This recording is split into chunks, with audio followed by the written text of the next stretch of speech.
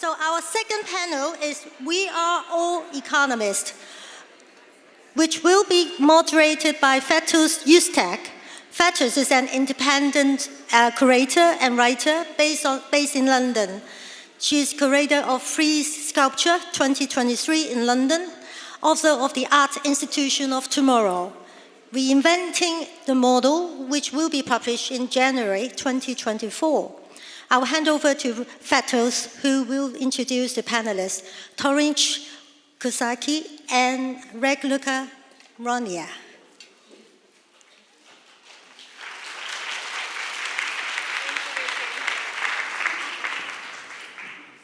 Hi everyone. We can start slowly because there's still a queue for tea, so the main strong content will only start a bit later. But thank you so much. So thank you for being here, and thank you Up Projects and John Hunset Gallery for the invitation. And thank you Emma, Elizabeth, and Jack for the great organization, and also thanks to our BSL interpreters for their hard work. Really appreciate it. So I have to start with introducing myself. I mean, I'm already introducing myself a bit later, but I'm 43-year-old woman with black curly hair. I would think of myself as tall because I'm average in the country that I'm from, Turkey, but I'm a bit short in the UK average. So, and I'm wearing black, mostly all black with some red earrings. So welcome all. It's really a pleasure to see many familiar faces, and I haven't had a chance to say hi, and also new faces in attendance. So we have almost an hour and a half. I'm sure you will get really starving by the end of our conversation, so we'll try to be as engaging as possible. And our panel titled We Are Economists is quite a poignant one. As you've already seen in the previous panel, there was a lot of conversation about the economy and especially time, labor, money, fees, remuneration. And that, you know, this idea of that we are all economists not only fuels the fact that we live in a market-dominated society, but also pronounces our agency that is important in shaping the relationship to resources, goods, speculative markets, and consumption. Before we dive into looking at alternative economic models that might produce a different world of realms rather than the one that we're experiencing, I want to address the umbrella question, how can we thrive? So I would like to quote from Kate Raworth. She calls herself as a renegade economist, and her seminal book, many of you might have already read, Donut Economics, that she gives examples of cultural conceptions of thriving together.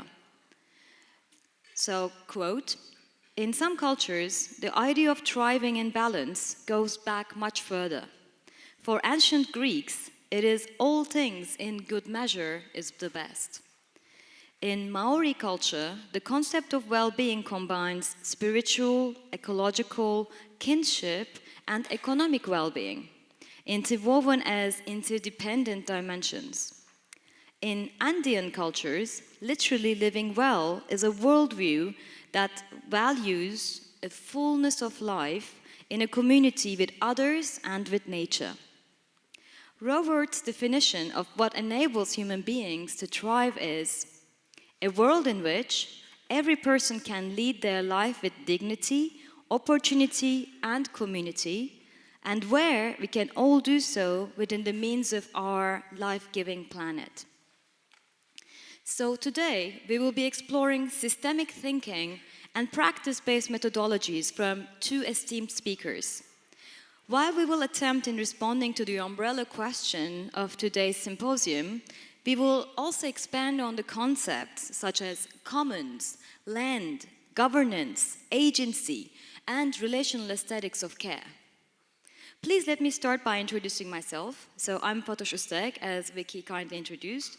I'm an independent curator and writer based in London, and I work internationally, and my most large body of work is now being published, and it's going to be out in the beginning of next year.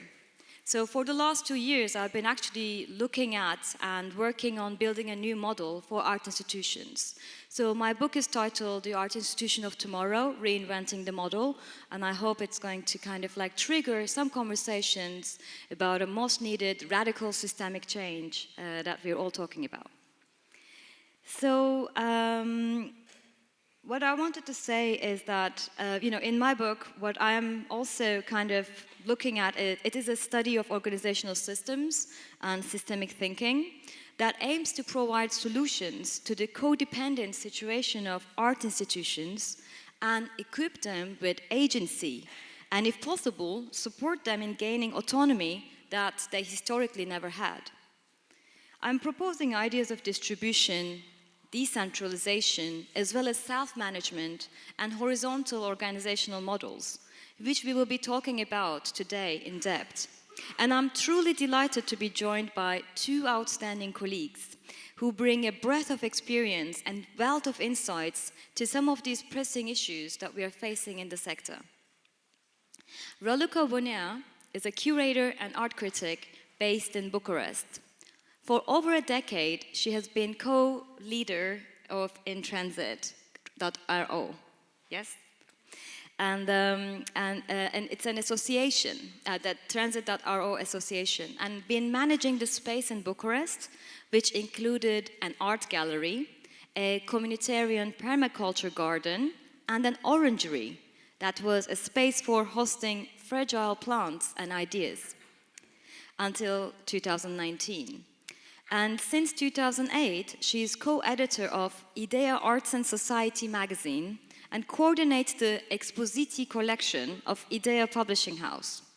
She authored books on performance and translated radical museology of Claire Bishop into Romanian.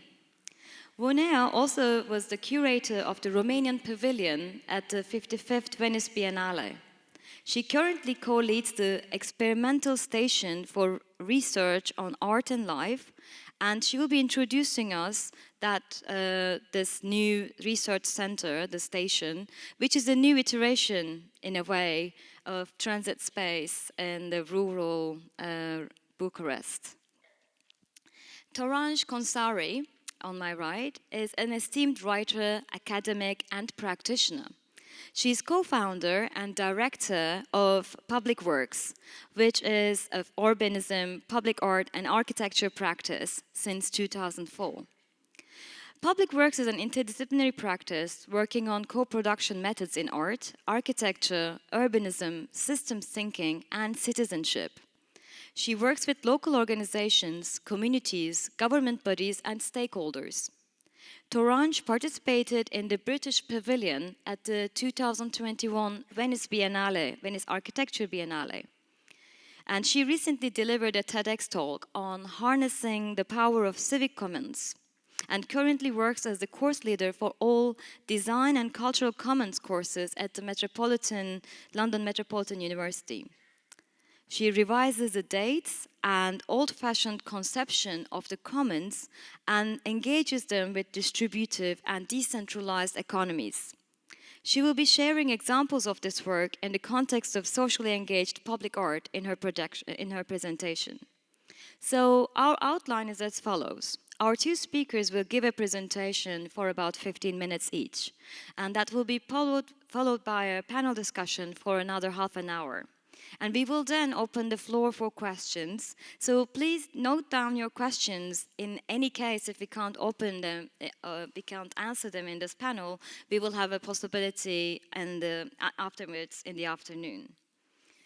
So, dear Torange, many thanks for being with us today. And perhaps could we start with your presentation?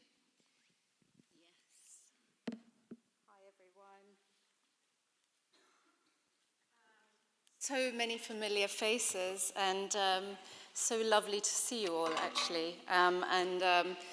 We've been on a lot of these journeys together, I think, throughout the last 20-odd years that we've been practicing socially engaged art. And I want to also, I trained as an architect, so I want to thank the art world, really, for giving us the space to be able to do some of this experimentation, which I hope now we can give something back in a way. I suppose people would ask me before I did my PhD, so what do you do? And I always was like, well, I trained as an architect, and then I'm doing public art, and then I'm engaging with heritage, and so it was kind of almost like a 3-sentence long thing about what it is that I was doing. And I used my PhD as a way to think about a discourse in a way that didn't really require these kind of disciplines in a hermetic way in their enclosures to kind of determine what I was or what I did. So one of the really inspiring books, which probably a lot of you know about, was Kate Raworth's Donut Economics. And she has in her book a page where she just lists 21st century priorities, which are her priorities. And when I made this graphic, really interestingly, in the middle of it, there was this kind of almost like an institutional fulcrum that was the market, the commons, the sphere of community, which is probably where we're all working in, and the state. And I found that distinction kind of really interesting. And there is also an article by James Gilligan where he says we need to start to separate what is a public good and what is a common good, because this blurring of these two concepts means that we're not actually situating our work with a very specific logic and then understanding what its economy might be. This is probably what we have now. In the one before, power was right at the bottom. Here, it's right at the top, with the commons at the bottom, and the household is not even considered in our economy. So what happens, and I don't mean that we separate these things and they're working in isolation, but it's more that let's for a moment separate them to then decide how they come together. So actually, the sphere of the private, not private life, but private markets, has a very specific logic. It's about privatization and enclosures. It's about profit making. It's about self-interest. And it is creating a private society in neoliberal kind of context. The public is the state. It's the sphere of politics and policy. It's the sphere of power. And it is also where there are no boundaries. It is open. The boundaries are not enclosed. They're open completely to a crowd of many, right? So the public is as many people as there are in a nation. So then you start to become very abstract in terms of who is the public, really. And so solutions or discussions become very broad, or we become average people. Within the commons, which is about collective ownership, self-governance, and collaborative working together, and this is where it's a very different logic again. So where you have self-governance, you actually have the power and the agency to actually work within that kind of environment. So the commons do have a boundary, but the boundary should not be enclosures, and it isn't completely open. And the biggest design is at the moment the design of what that boundary, how would that look like? How do you make it permeable and inclusive, and so on and so forth? And I'll give you an example. This was a community garden we initiated back in 2006 and had somewhere the artists Nina Pope and Karen Guthrie were commissioned to kind of do the design of it. But what happened was that the local authorities said, okay, fine, we give you the land, but it has to be a public park. We'll designate it as a park, so the gate has to be open. And then you have all the beds and all the structures that go over the park. And that was the Friends of Abbey Gardens as a community group. So as a community, we had terms of engagement, we had our meetings, we grew together, we ate together, all of these things. But then the doors were open, so people got confused. They thought it's a public good, so they would come and just take stuff and go. And so it started to create this conflict, and that's where I started to see this happening over and over again, where these two logics are actually quite different. They mean quite different things. This way. So once kind of, and honestly, I don't want the people in the market to be in the commons necessarily. So this hegemonic thinking that we have to think about one particular system overtaking another system, I think is probably quite problematic, because you're going to have different people with very different desires, kind of corrupting certain systems because that's what they want. So actually what happens if the sphere of the commons has an economy? Obviously the state should have it, and the private anyway has it. So then we start to think about a commons public partnership rather than a private public partnership. So how would that look like? And in a way, I just want to show very briefly this kind of project, which I'm sorry, some of you have probably seen this to death, but it's now, we've now got it as a permanent building. So it was this site that we had the community in, residents group in Bow come to us and say, we want to take control of what happens to the high street. Could you help us with your students? And we built a classroom and offered free architectural education in this kind of classroom. And then as we did this, we started to have people say, well, could we come and run a yoga class? And can we come and run this and that? And artists came, and could we put a show on? And so on. And we said, yeah, of course. So it became this kind of what we started to frame as public living room, but the locals called it the common room.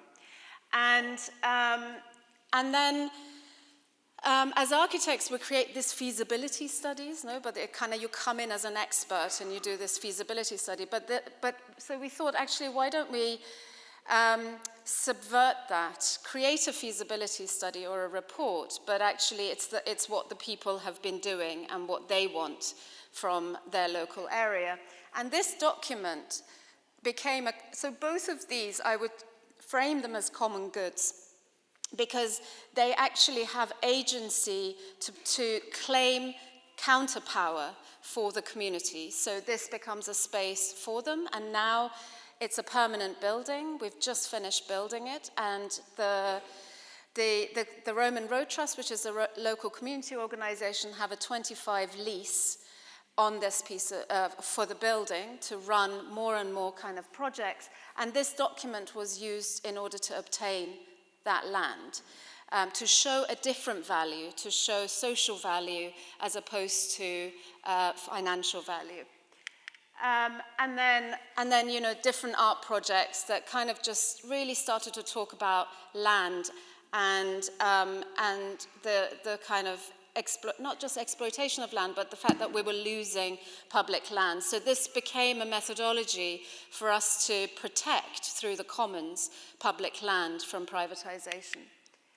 And then a neighborhood plan, which is a legal way within which communities can develop their own local plan, which when the developers come, they need to also, when this gets ratified, I don't have time to describe it so much, but this is an urban commons where the policies and everything has been done by the community, and through actually a lot of art projects as well, participatory art projects.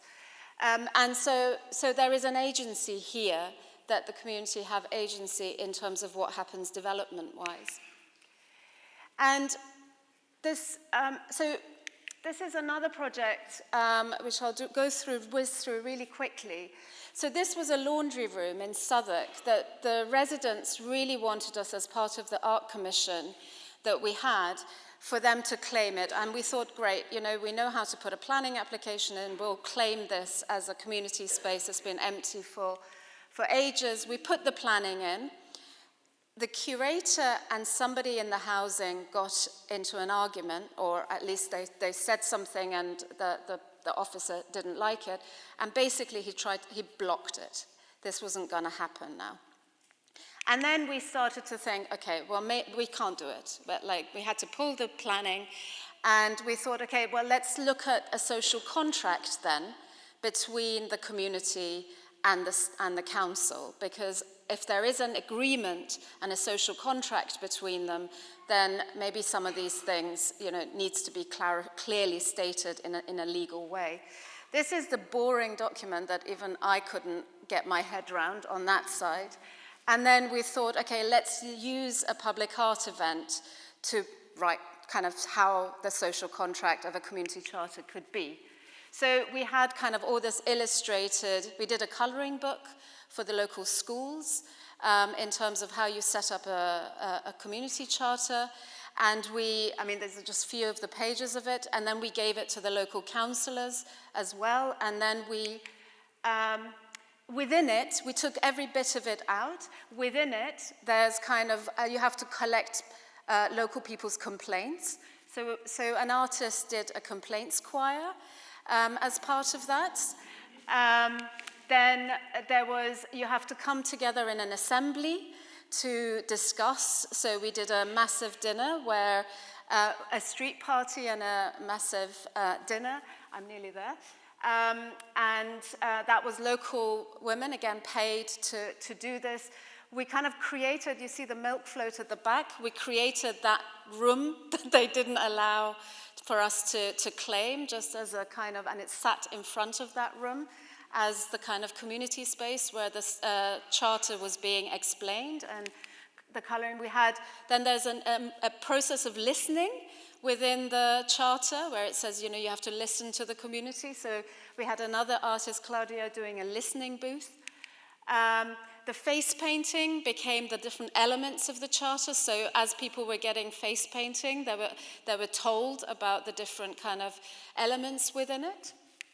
And then we had a tea dance, which is what the older people kind of really wanted. But again, it was a tea dance that was curated on a social contract. Don't ask me. And then there was nobody had time. So we started to talk about time-based Christmas presents because it was at Christmas. So I don't know if I have time for all that, but maybe I just do this. But this is the final bit. And so with our practice, we started to also think about the commons. How do you as an organization become a commons? And so we are 12 directors. We don't have any employees. And everybody has their own interests. They have their own way of raising funds for their own specific interest. So there's 12 different networks. So you kind of grow this way if you want to grow. And the idea was that how do you just kind of create almost like a social movement through your organization. And 20% of what we all earn goes into a collective pot, but all the decisions get made collectively, and we are based in a community with Rurban, which is a project that our offices are in, and so we're also really locally embedded as well as going out to other kind of projects.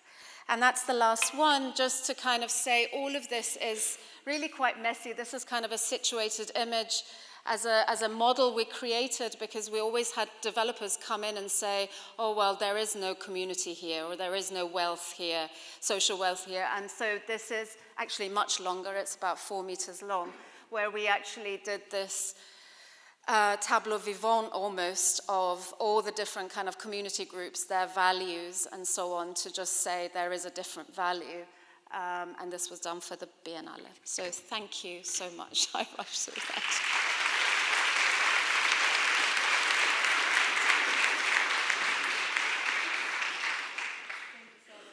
Thank you, Torange, for this. It's really inspiring. Actually, before we go to Raluca, I want to ask a burning question, which is about the community charter.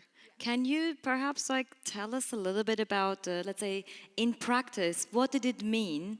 And when you talk about, let's say, the listening and then kind of taking in, what was the balance of leading, the making of a community charter and...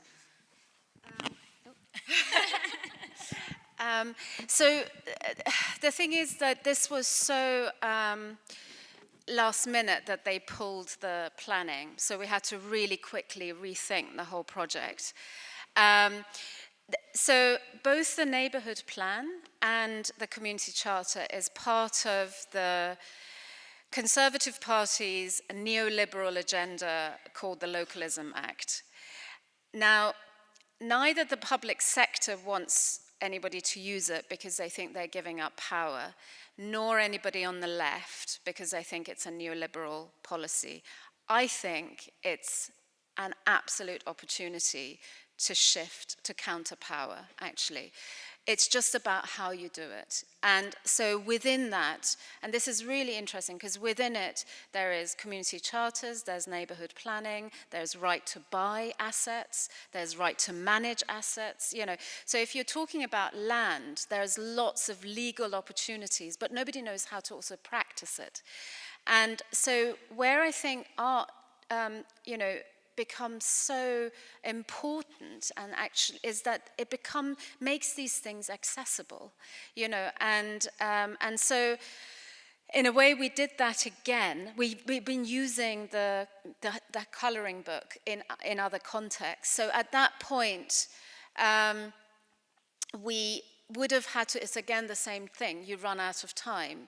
So we did it, but then we didn't have the time to really, needed another year to kind of say, okay, now we're going to have to set this in place properly, whereas we handed it over to the community groups and community organizations there and said it's really important for you to do it and contact us if you need support. So I don't know in that situation whether, and that comes to the weakness of time that we talked about earlier within art commissions, whereas the one I showed you earlier, I was there for 8 years, basically, until this building got built, and now I've handed it over to them. So yeah, but yeah. Thank you. No, that's great. Thank you. So perhaps, Raluca, we could have we could hear your presentation first. As you realized, I'm here not as someone working with communities or as an economist. I'm sort of an embodiment, let's say, of a future digital voice.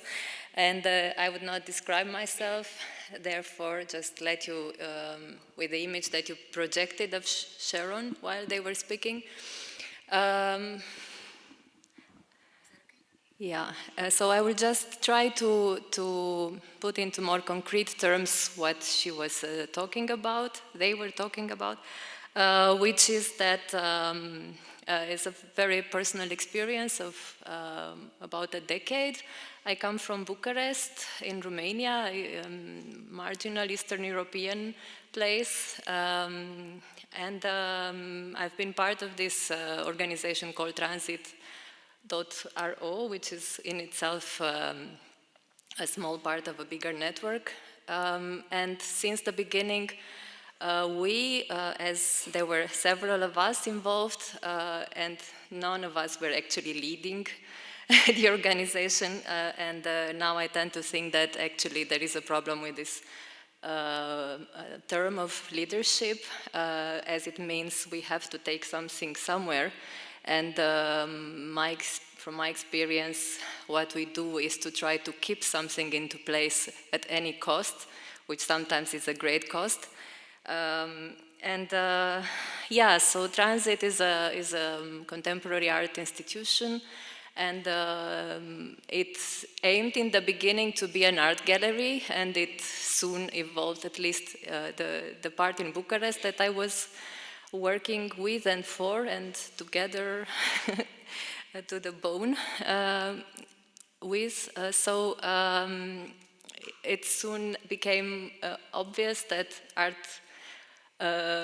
is changing all the time, and what is happening around us is much more important than the ideas that we might have in mind. So it was a place that was very much responsive to the local context, and it had a garden, which is a great privilege for any organization or institution. So then slowly lessons we started to learn from the garden, and then gradually the community that was coming together around the garden became more important than the actual program of the gallery, and the gallery itself dissolved with the program and with the space into the needs of the garden, let's say. And we left the space at the end of 2019, in a way prophetically, because that was 2 months before the lockdown. And we took personal and institutional time during the pandemic, again a privilege that not many people had, to reflect and self-reflect, and in a context where maybe it's different, maybe not, to the one in the UK, the art scene or the independent cultural organizations were always constantly struggling for existence, for spaces, for the right to be acknowledged. So in this context, the main question was what to do in order to overcome that limit of an institution that has to always live from grants, from one grant to another, from one project to another, and to give away many of those resources that were so hard to give them away to a private property owner, let's say.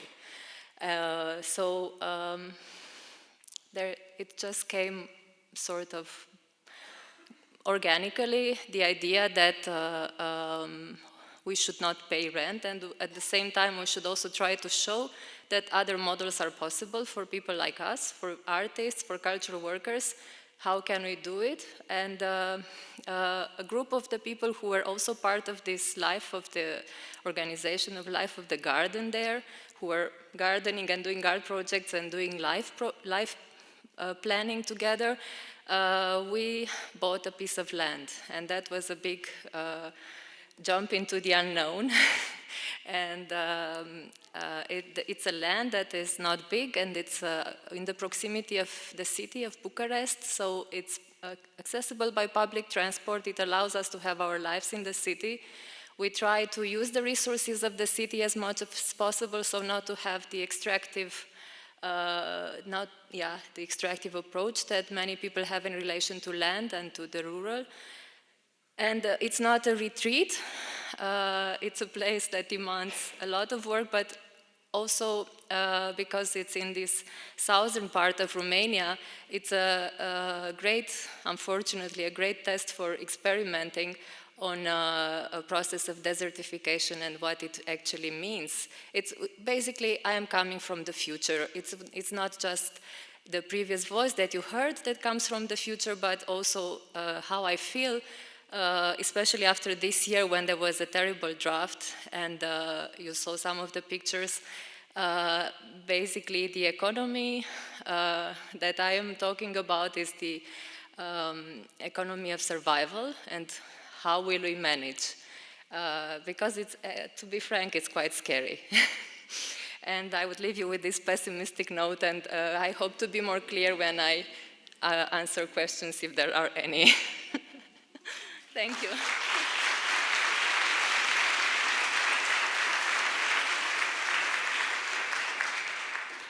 Yeah, I think we need both of optimism and pessimism. But I have perhaps it would be important to give a context to our audiences who might not know the transit network, because it was also like with the fall of the Berlin Wall, like the kind of support from the centralized Europe, and it was Erste Bank, which was the kind of like the main supporter of this, like, let's say, station of art, Kunsthalle model. Can you talk us a little bit about that? Yeah, like making a very brief and compressed contextualization, let's say.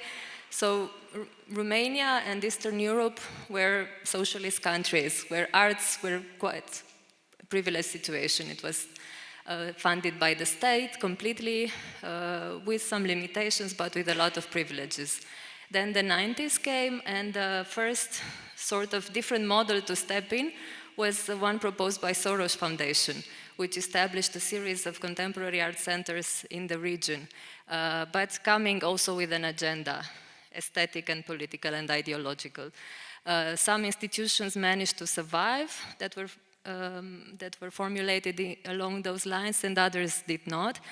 And then Transit Network came in the 2000s, so a decade later, and it was equally financed by a private body, financial body, the Erste Foundation.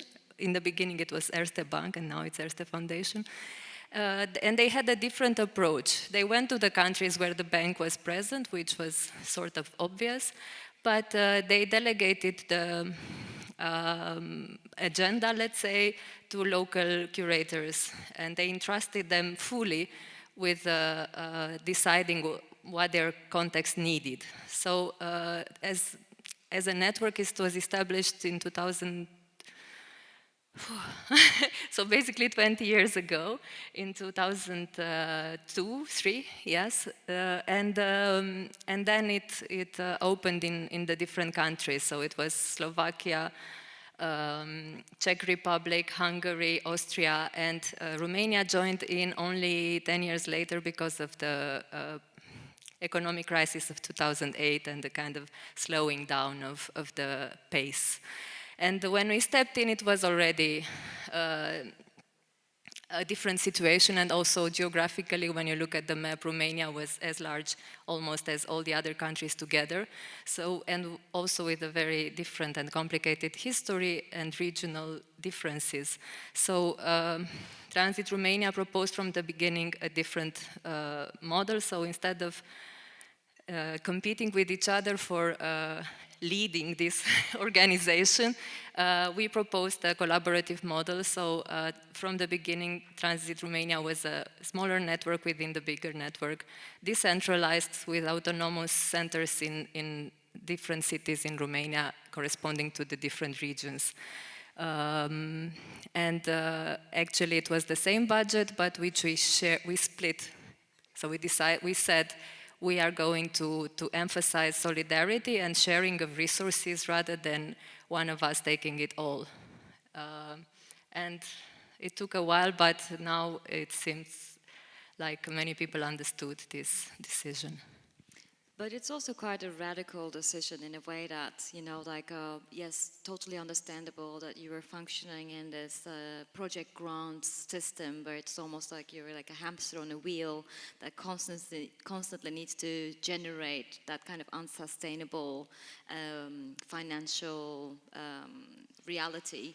But also at the same time now you're, you know, taking, I mean, I think it's very inspiring in a way that you kind of like wanted to step outside of this cyclicality, because it's also part of that lineage of power dependency that institutions have been, you know, generating and being part of and being exposed to.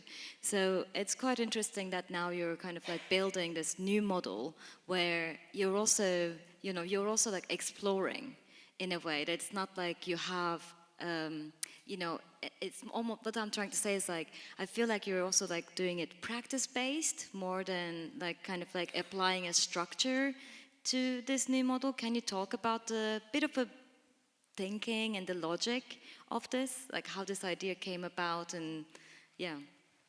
I think it was always practice-based. Also, the garden that we started in 2014, it was a space of learning rather than applying some predefined principles.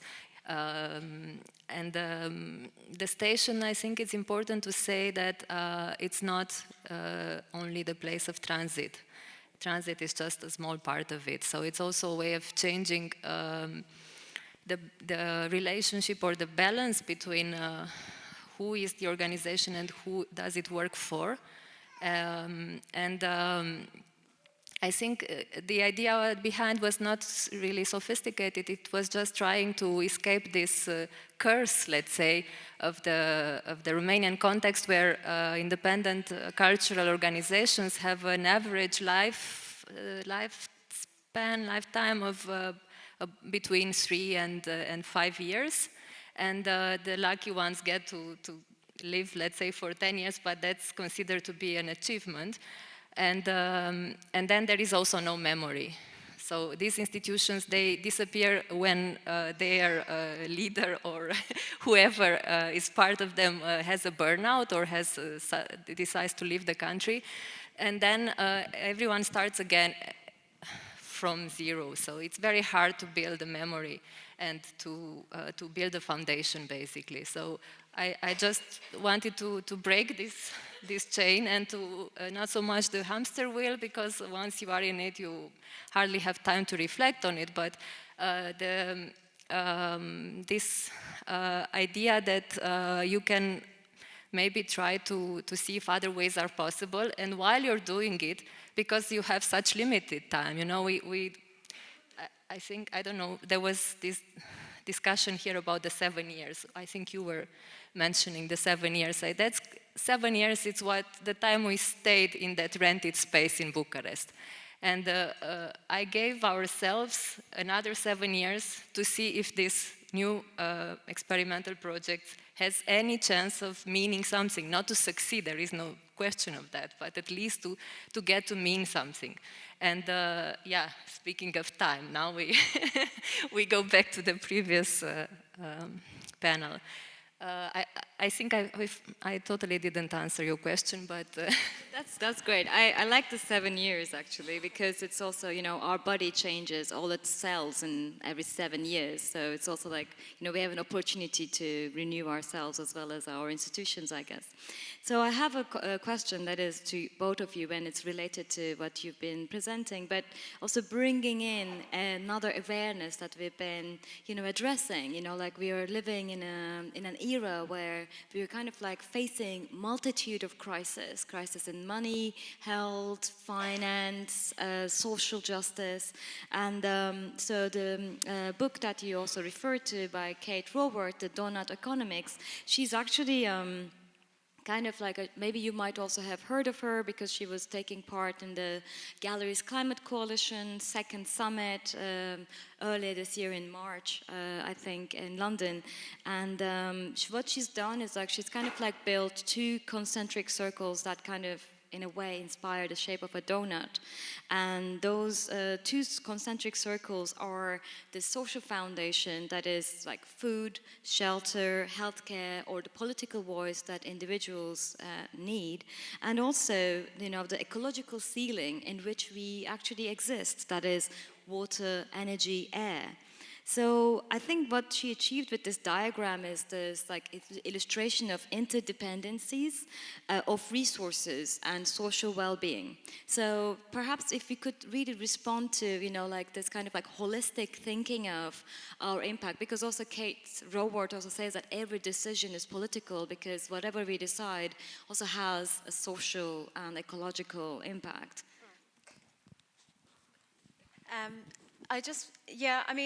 I think for me, one interesting framing that has slightly shifted is rather than thinking about projects, maybe we should think about resources that we are producing or creating, and who are those resources for, and how do we see them as kind of assets that can really support not just us as artists, but also the communities within which we are working. So if that's land or knowledge, or, I think we're doing it actually, but we don't see it in that kind of governed way in which it can kind of operate at different political levels, potentially, than just in the art world. So I suppose the interesting thing for me with the Commons was to actually look at, it's almost like what could cultural practices invoke in kind of a new political paradigm. you know, and then how can that, if the commons is a sphere almost, which is the sphere of social practice or community engaged work, then it's not just artists that are doing that and struggling. There is also, you know, community journalism, there is whatever, architects who are doing it, there are all sorts of designers, you know, all sorts of people. And somehow, I think this kind of notion of thinking that you're part of a bigger ecosystem, and as being part of that bigger ecosystem, maybe the networks become wider, and once they become wider, your economic breadth becomes bigger.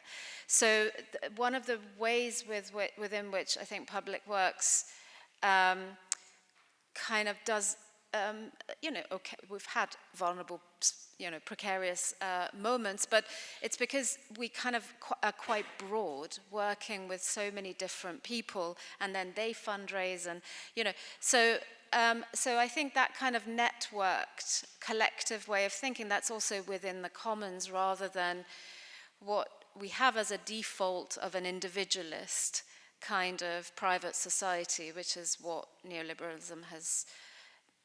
Although I'm not saying that's what everybody does, but I think that then shifts it to collectively, if we're all working within a neighborhood, you know, actually what are all the different resources that we are producing, that, and how do we manage that? How do we think about that? How do we steward that? How do we use that as an asset to continue working there, and so on? And so I know that sounds really abstract, but yeah, so I think that, and also, you know, the really important thing is that the sphere of community is where the social happens. It's not the sphere of politics. Yeah. So actually, where is our social happening? Is it in banks where people are working, where they're kind of gaining their values and gaining what they spend their labor time in, or working in public sector where it's again about having lots of power, or, you know, moving within the ranks, or so it's a really interesting one to think about, where we position ourselves in that macro political context, and who are the alliances in a way. I don't know if that answers. No, that's great, actually. And so I think, like, you know, the definition of local is changing, and also community is not only specific to a specific geography or neighborhood today. You know, like, we are also living in a time where we have you know, like, we've adopted internet as a mass communication, and then so there are communities that are being formed online that are independent of their, you know, like, residents, or even, like, you know, let's say cultural, social backgrounds. So, for instance, I want to ask you also, as you know, like, running this space that has kind of like an embedded locality, but also has an international network of practitioners. How do you kind of like relate to what this circularity means for you that Torange is describing? Yeah, if you allow me, I would also add something in relation to the previous question with resources, and also with I have worked, before Transit, I worked with some public art projects, and it was around that time in Romania, you know, public space was really hard to define, and people were struggling with it after having all this state centralized until the 90s, and then massive privatization, including of everything that was ever public. And around that time, also internationally, but especially in Romania, there was this discussion about shopping malls, for example, becoming semi-public places, and people sort of appropriating them for other uses, simply because there was nothing else for those specific uses, such as air conditioning, toilets, these kind of things, which you know, when you think about it, it's insane, but even today, they do not exist as public facilities in the city, or are very rare. So this it's really, I think it depends a lot on different societies and cities and how they are organized, but just not to see things as very clearly defined helps us to see resources where we might think they are not. And yeah, it's not about making allies, it's about appropriating something for other uses, especially when that something is sort of stolen from us, let's say. Yeah. I mean, I agree, but I do think if one is, like, I don't think anything's so clear, but I think in a way the, you know, for those who are British, you know, the tenants and residents associations, for example, here, and a lot of the public community infrastructures that were set up were very much modeled on the state and the way that the governance of the state. So what then happened is that there were the same power structures were replicated within a state logic into a community sphere. And they kind of became, some of them, not all of them, most of them, became quite problematic with fiefdoms, you know, becoming about power structures and so on. So I suppose my interest is not just to divide stuff and say, you do this and you do that, but it's more understanding that the logics are quite different. And then how do you work across them once you know that? Because, yeah, I mean, I suppose that's been really useful for my practice. Otherwise, and there are two different descriptions, theoretical descriptions of common good. There's the communal common good, which is what we all are aware of, which is what us as a society think is good for us all. And I have a little bit of an issue with that because that can get co-opted really badly. So, for example, the market is apparently a common good, and because we're all participating in the market, then we are all civic agents. You know, this is kind of the neoliberal lingo. Whereas then there's the distributive common good, which is goods that we produce in action collaboratively and collectively for the good of that specific area or community or whatever. And that's the one I'm kind of interested in. And that's, the communal common good goes very much close to a public common good. And so I think it's, and then, you know, public life is quite different, you know, and public interest can be in the commons, you know. So it's not simple, but I just think it's good to think about it. Yeah, I guess along these lines I could answer your other question. You know, if you look at what we do at the moment, we try to maintain this land, you know, this piece of land, to give it some life. It was a monoculture that was cultivated there before, and it's okay also to feed the people. You have to do that, especially now with a war nearby. Yeah, I mean, this is a bracket, but I was even wondering, you know, did we do right in stopping this cultivation of wheat, for example? Because just when we did it, the war started in Ukraine, and then basically all the exports of wheat from Ukraine were stopped, and Romania was brought again as one of the main sources. So it's always very contextual somehow what you do. It's never good in itself. It's good for that time or bad for that time, yes. Yeah, we maintain this land and we try to build a garden. We try to see if it's possible to talk about biodiversity on such a small scale. You know, you cannot restore it only on your defined piece of land. It needs to be seen as a interdependent, wider context. But at least we can test some things. We can show some processes. And it's really very little. Like when you look at the big scale of things and how, especially at the way destruction operates on a much bigger and faster scale, you feel completely disempowered. If you look at it from this position, it's useless, completely useless. So you could just as well do nothing. But then when you see that what you do is done also by people across the street from you, but also, like you say, internationally, yeah, and not only in your immediate reach, yeah, then it's a question of seeing how these little actions for the good, they when you see them in this invisible spider web, and you see they actually mean much more through their coexistence in time, let's say. And then it's become, the garden that we have started to build is called Cosmos. And this comes from a flower that you probably all know, Cosmos bipinnatus, which is a flower originating from Mexico. It has an indigenous name, which we still have to remember.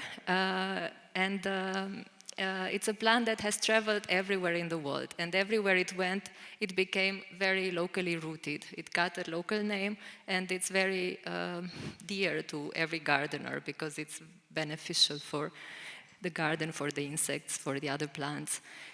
And we gave the name of Cosmos because this is how we see ourselves, also very locally rooted, but with this eye open towards, cosmopolitan in a way, but in a sense of being part of this, wider world and of this community of initiatives, let's say, even if we don't know each other with many of them. But we also try to establish networks and cooperations.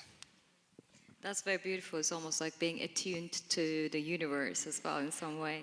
I want to ask a provocative question. Wow, 5 minutes? No way.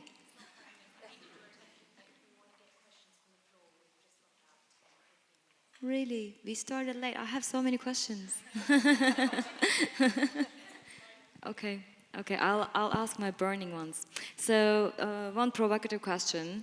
So how can we, when we're talking about common good, also, especially your definition is very helpful, Torange.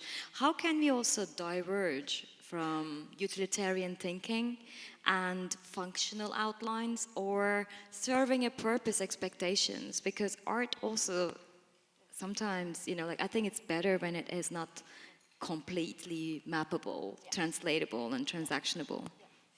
No, absolutely. So I suppose that for me is how the project is the intention of the project. I just talked about whether we should talk about projects now. I'm contradicting myself. But I suppose it's where the intention of the work is. I always talk about actually engagement as a craft, community participation as a craft, and it's sometimes not, well, I think most of the time is not seen. That's why we start to have these mechanical words sometimes, like co-production and so on, which are useful words. But I think it just depends. I mean, if you're going into a community without an agenda and you're just saying, okay, I'm just going to listen, and then see what happens, then very different, they're not problem orientated necessarily. Maybe problems do arise, but and I go back, I mean, this is kind of our particular practice, which is how we deploy actually not just art, but creative tools or cultural practices, let's say, as a way to frame a different political sphere.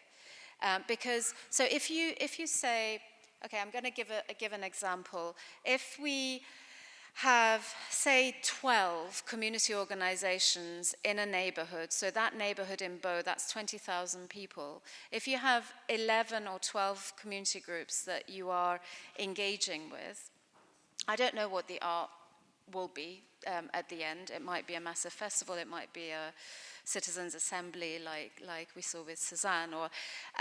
But what that does, if there is a way that, because there's also always conflicts, within these there's territorial things happening, fiefdoms, all sorts of things. But if you want to rise against a system that you think is not actually supporting what as a society we're lacking, or the crises that you're talking about that we're going through, that is a power structure.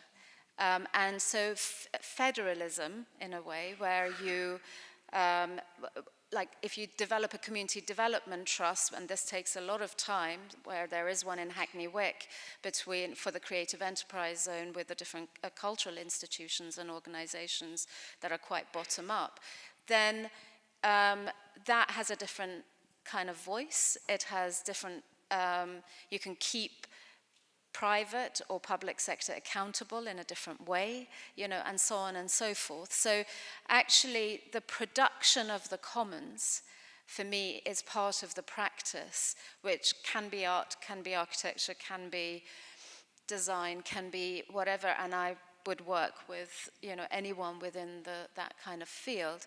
I completely get your point around instrumentalization, totally get it, but in a way I'm more interested in impact, not these kind of not getting hung up with these kind of, I mean, there could be artists that are not doing this at all, and that's obviously, it's completely great. But it's like, what are we achieving at the end? You know, what is the ultimate goal? I mean, that's what I kind of start to think about. So, where is the agency of the work, and where do we want to influence? And if it's the art world, then that question becomes more pertinent. If it's in politics, it probably, we can critique it, but, you know, so it's sphere of influence, I suppose. A bit like what Raluca was saying about the context and the circumstances, I guess. Yeah. Do you want to answer that question, or? Maybe, I don't know, maybe it's just an oblique answer or no answer at all, but I feel like I should be adding it. It's because I'm constantly looking at this question, how can we thrive? And I don't want to bring it up as a biblical metaphor, but you probably all know it, this transformation of no, actually, the multiplication of the breads and of the fish. Yeah, it's a biblical story of creating more with less, basically. And in a way, this is what we did with transit in the early years. We took something that apparently was lesser for each one of us, and then multiplied it and made it into a real resource. And I think if we look at what we have, or what we call resources, in the same way we should look at knowledge. I'm not saying that it is, with knowledge again, it's a problem that it's sort of privatized and capitalized and sliced. So if we look at it, yeah, as this interconnected system that we should rather share than see it as something little of which we can make more. You know, it's something that we should not own, but we should co-use, and we should make transparent. I think that's how we can thrive, yeah, by simply abandoning this idea that things are separate, disciplines are separate, knowledge is separate, and water from the soil is separate from the water from the rain. It is not. And once we understand this, we start to look at it differently. You know, it's just common sense what I'm saying, but it's just when I'm saying it, I actually see it in the way it unfolds in this very particular place, and I see that it's not just, it's basically this wisdom that people used to have and has been lost because of how modernity understood to practice this privatization of everything that was ever commons. That's very, very beautiful, thank you. I actually want to also kind of like my last question before we open the floor for questions, or can I ask a last question? Oh, okay. Yeah, okay, we have to finish 1:45, I guess. Okay, fine. So, I can't ask my last question. So, is there any questions is there any questions from the floor? It's on the silo. I'll also check the silo, but do you spot any hands, Jack? Okay, swiping up. Oh, wow, okay. So we have 11 questions. Yeah, okay, there's a governance question that is asking, so what are the challenges and opportunities of working in an organization with a flat structure, such as everyone being a director? I think maybe for public works, Torange, or we could also, yeah.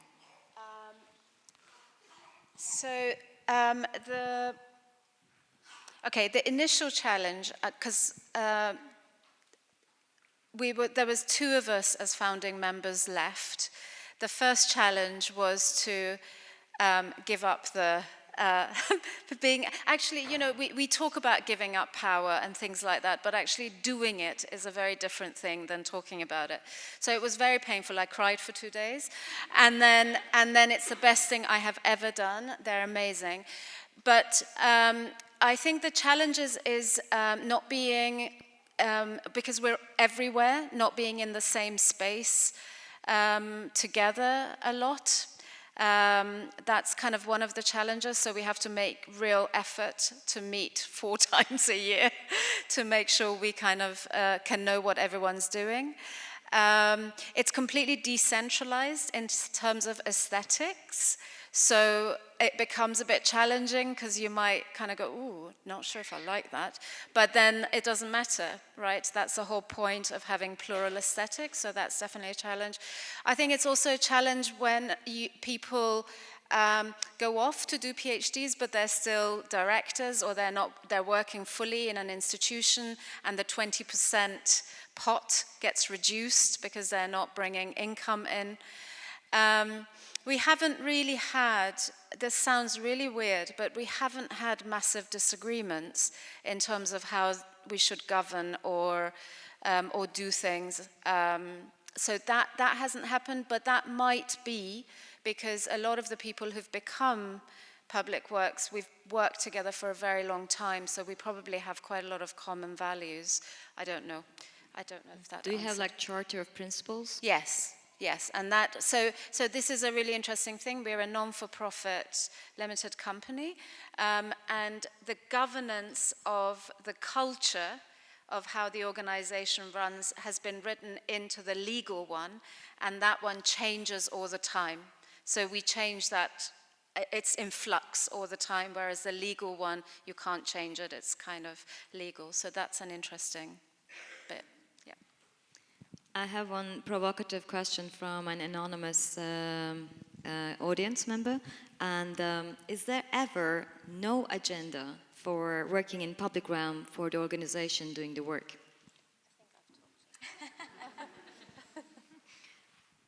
No agenda? No, of course not. You always have an agenda, whether it's your personal one or institutional, or is set by someone else, or is simply given by the context in which you live. It's if you see the agenda also as a kind of motivation for working or for doing anything, this is the good way of seeing it. And the fact that actually now there are some really bad guys who are doing our agenda for everyday life, with their actions that are completely unaccountable and tend to become more and more unaccountable. So this is, you also live by the agenda dictated by others. Okay? What is the point where you can extract yourself from that, where you can try to say, no, let's make our own agenda? Is it really possible? I think with some compromises, there's always some compromises that you have to make, whether you look at the money that you get, where it comes from, like it was the discussion in the previous panel. Maybe you want to have less money than to have money from, I don't know which oligarchs, but then in the end there is no clean money, so it's somehow also a dead end, the discussion about this. It's really, the agenda is a very hot topic. It's worth a panel in itself. Thank you. So that we have 2 minutes, I'm going to make my last question a comment. So it's actually because I've been interviewing a lot of people for my book. It's like more than 50 directors and senior curators from all over the world who are involved in institutions inside and outside. And I want to bring to your attention Manuel Borja Villels, and who is the co-artistic director of the current Sao Paulo Biennial, and he was a director of Reina Sofia Museum in Madrid for many years. And I think what he suggests perhaps could be quite interesting. We could also contemplate and ponder upon afterwards is that, especially in the context of art institutions, there's kind of like plausibility of producing a queer space, because he observes of the current situation that the art institutions are in, and he says that the autonomous space that we are currently yearning for is charged by two conflicting practices at the moment, and one of the practices is the kind of like the modernist bourgeois modernist bourgeois approach to art institutions and museums, for them to become, like spaces for critical thinking, contemplation, and that would kind of like emanate, art encounters that would leave the audiences in awe. And then, on the other hand, institutions are under the pressure of instrumentalization of culture, where the art market and the identitarian essentialisms that are, opportunistic propositions for artists, like artistic, social, and political approaches or agendas, is taking the place.